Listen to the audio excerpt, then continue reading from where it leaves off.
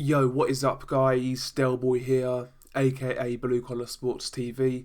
Hopefully you guys are doing well. If you're new here, smash that subscribe button, and also if you guys could hit the like, it really helps me out. Anyway, this video is a little bit different, and I've been thinking about making this video for quite some time, but I can't really gather my thoughts to structure this in a certain way. So I'm really just going to freeball this one, to be honest. Before we get into this video, I would like to just add and make clear, because you have to these days because people are so sensitive, but I'm in no way discounting the fact that there are people out there with mental health issues. I'm not saying that it isn't real. I'm not saying that it's not a serious problem. There are people out there who genuinely struggle. So I'm not discounting mental health and people with mental health illnesses. I want to make that clear because, people are so quick to get in their feelings. But let's get into it. We are in the year 2020, and in the Western world, the UK, the US, Canada, Europe, mental health really is a big talking point, and a lot of people have opinions on it. It is becoming a much bigger social topic in the 21st century. In certain circumstances, I think that's a good thing because awareness is being raised and people who genuinely need the help may be more inclined to seek that help. So that's obviously a good thing. But I think it's gone a little bit further than merely raising awareness of mental health issues, to be honest. I think it's got a little bit further than that. And right now we live in an age of the commercialization of mental health issues and also the fetishization of mental health issues. That's what it seems like to me. And as far as I'm concerned, that really isn't good for the general population. I'll give you an example of the monetization of mental health issues. And we will go with boxing because we're a boxing channel. I will start with a guy called Dave Allen. Now, Dave Allen, for those who don't know, is a heavyweight from the UK. He's a domestic level fighter, maybe not even domestic level. You could argue he's a journeyman, but he's popular in the UK. Basically, he's one of the lads. He seems like a down-to-earth guy on the surface, and he seems like a nice guy. That's one of his selling points. But another one of his selling points is the fact that he openly struggles with mental health issues, and he broadcasts that on social media, in interviews, every chance he can get. And that is one of the reasons why he is in the public eye, because people, they do gravitate towards that. Now, that's all well and good, but Dave Allen is selling that story, but he's not selling a way to get out of it. He's not selling a solution. He is just selling the woe is me story without selling a solution to it. Every 6 months or so, the guy will make rants on Twitter, kind of threatening suicide and things like that, saying that he's in a bad place. He'll delete his Twitter account, rinse and repeat, and people will obviously gravitate towards that. They'll like his posts, they'll send him get well wishes and things like that. But this is all a cycle, rinse and repeat. He never offers any solutions on how to get out of the mental health cycle and things like that. He won't offer any solutions.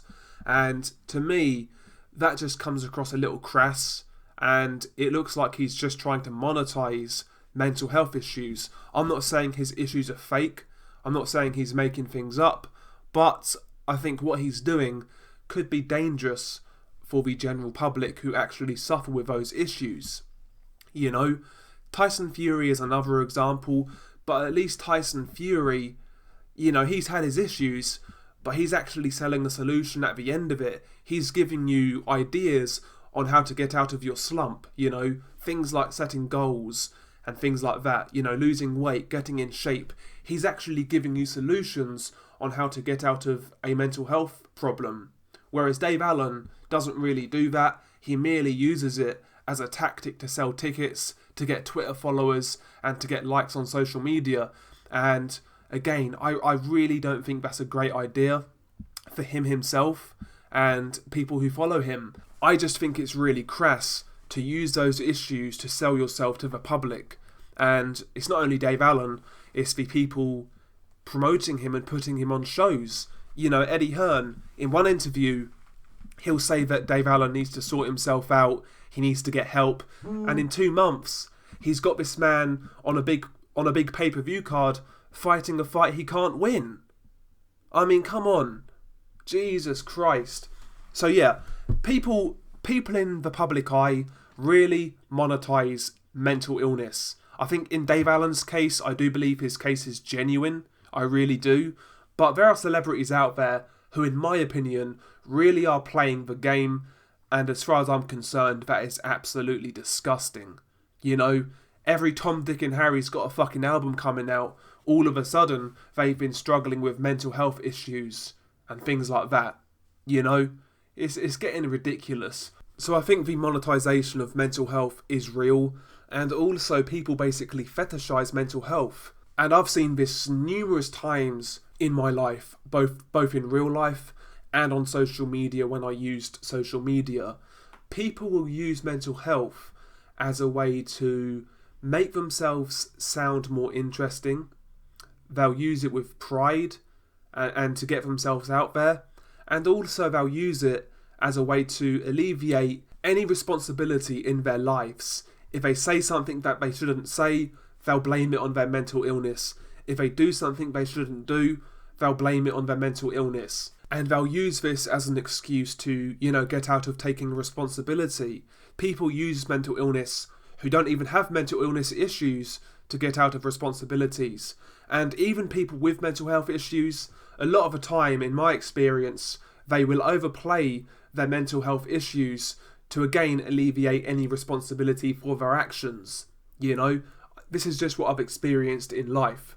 There are different severities of mental health issues. There are mild mental health problems and there are severe. People with mild mental health problems, they'll use that to get out of any responsibility in their lives. And again, I've seen this numerous times in my life. Numerous times. And that's not necessarily a reflection on them, not totally at least. It's more of a indication of how mental health is treated these days, It really is fetishized by a lot of people, the mainstream media, and it is monetized by certain celebrities in the media. That's just how I feel about it.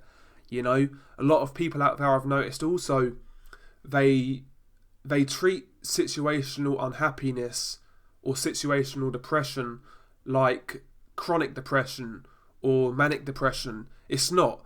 Situational depression, in my opinion, is not a mental illness.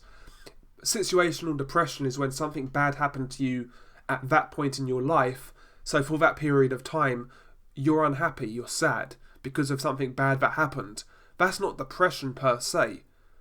In my opinion, that's not chronic depression. But again, people will use that as a way to, alleviate responsibilities, and they'll use it as an excuse for why they're fucking up. We've all got problems in our lives. We've all got problems, but we can't really slip into that trap because we'd get nothing done. We wouldn't be able to care for the people around us if we use that as an excuse to shut off and wallow in our own self-pity. Let's say for example you have both parents still living and your mother dies or your father dies, right?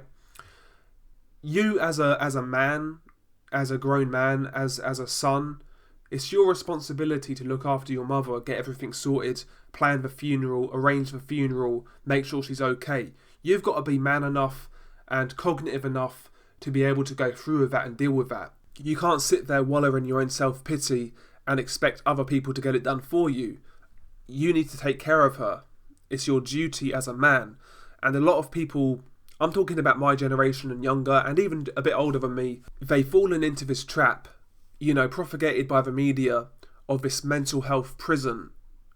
Whatever happened to the stiff upper lip? That's an expression we use in Britain. The stiff upper lip. Get on and deal with it. No matter what happens, it's gonna be hard, it's gonna be painful, but you got people counting on you, and you need to pull through for them. I'm talking about, this is like from a man's perspective, by the way.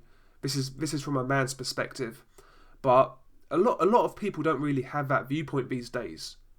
It doesn't seem to be that way anyway. You know, people are so happy to be victims. They are happy to cave into any trauma that they experience, right? And listen, we're all going through stuff. We've all been through stuff. I'm sure a lot of people listening to this video right now are going through stuff. I'm going through stuff. But I am making plans for when that certain issue culminates, I'll be in a better position to deal with it. Obviously, that's going to be very hard still, but I'll be in a better position to actually deal with it and get through it and help the people around me. Do you know what I'm trying to say? And life isn't easy. It's not supposed to be, but it just seems to me that a lot of people out there are going about things the wrong way. The concept of taking responsibility for your own actions seems to have gone out the window. And obviously there are things out of our control. There are, that exists, obviously. But, you know, people make excuses for things they had some type of control over. You know, when I was younger, for example, I used to hang out with the wrong crowd when I was 17, 18, 19. I was doing stuff that, quite frankly, should have wound me up in prison. I'll be honest with you. But, you know, at some point when I was 19, I remember the day, it was in May or June 2013. And I remember the day when I was going to do something, and I just thought to myself, why am I doing this? I don't need to do this. I've got no excuse to do this. I was brought up the right way. I didn't need the money. But, you know, I made excuses for myself prior to that for why I was acting the way I was. But eventually it just clicked, and I thought, do you know what? I'm not going to do these things anymore. I'm going to try and, you know, straighten out, I guess. And obviously it wasn't easy, but I'm here today, right? I got out of it. I didn't make excuses. I mean, before I got to that point, I was making excuses.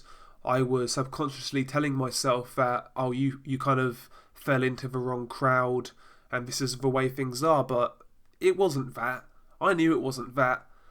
I enjoyed the things I was doing in a way. I enjoyed the camaraderie of the people I was hanging around with. That was the main part of it. But I realised that, you know, it wasn't the correct way to live, so I took responsibility and I changed that. And funnily enough, some of those people who I used to roll around with, you know, they've seen prison time. One of the people who I used to hang around with is serving 11 years for an armed robbery. So there we go, man. There we go. But I could have easily fell into that crowd and, you know, made the excuses down the line that I just fell into the wrong crowd, peer pressure, blah, blah, blah, blah. But I saw the error of my ways and I got through it. And again, I'm not sitting here saying I'm perfect. There's still certain things I need to work out, and I've not worked out. But, you know, we need to try. We can't lose that stiff upper lip mentality, stoicism, things like that. We can't lose that. We really can't. And I think pride in men in particular is dying. It really is. I mean, how many times have you seen on social media? I don't use social media anymore, but when I did, I saw grown men. They would go on social media, Facebook for example, and they'd put out a post, like a real heart-wrenching post, telling the world all of their problems. And to me, that just doesn't sit right. I don't see how that can make you feel better, to be pitied. As a man, like, we've all gone through things, right, where something's happened to us, and somebody's kind of expressed pity for you.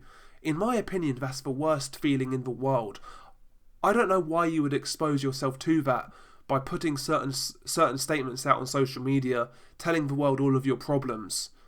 Listen, there are close people to you, your mum, your dad, your brother, your sister, your girl, your close friends. Yeah, you can talk to those people, but putting all of your problems out there in the world to get a few likes on social media and things like that to validate yourself, in the long run, you're selling your pride down the river. It isn't good for you, in my opinion. I don't see how it can be. As a man, you know, somebody with a bit of pride, I don't see how that can be good for you. To feel pitied is a horrible feeling. I wouldn't want to feel pity from anybody. Anybody. And I wouldn't expose myself to that. I don't get people who do that. especially grown men. But again, I think people have been programmed, that they've been programmed to think that it's okay to blurt your emotions out there for the whole world to see. It's not.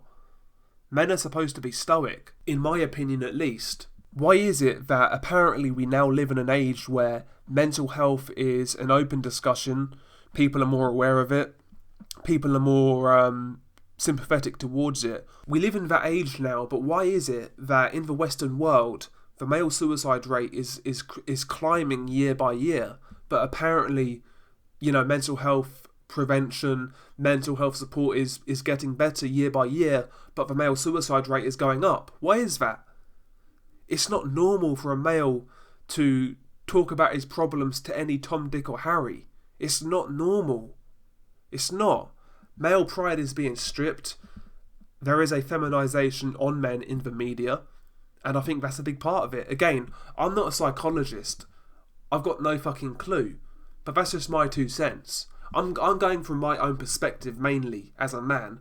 I wouldn't list all of my problems to you guys. I like you guys a lot. You guys mean a hell of a lot to me. But I wouldn't sit here and make a video fucking explaining all of my problems and expecting you to feel sorry for me. If I ever did that, bro, you guys need to fucking worry, because I'm not me anymore at that point. Do you know what I mean? So, yeah, I don't know where I want to go with this, to be honest with you, but yeah, it's interesting. It really is interesting. I find it quite distasteful. The summary is that I find it distasteful that mental illness is being fetishized and monetized in the media. I find that very, very distasteful. There are numerous reasons for this. Celebrities, they want to sell their product, their album, their movie, their fight, whatever it may be, if you're a boxer. And, Big Pharma, they want to sell their antidepressants and things like that.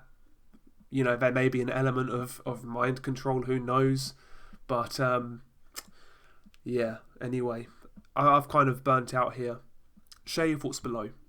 Peace.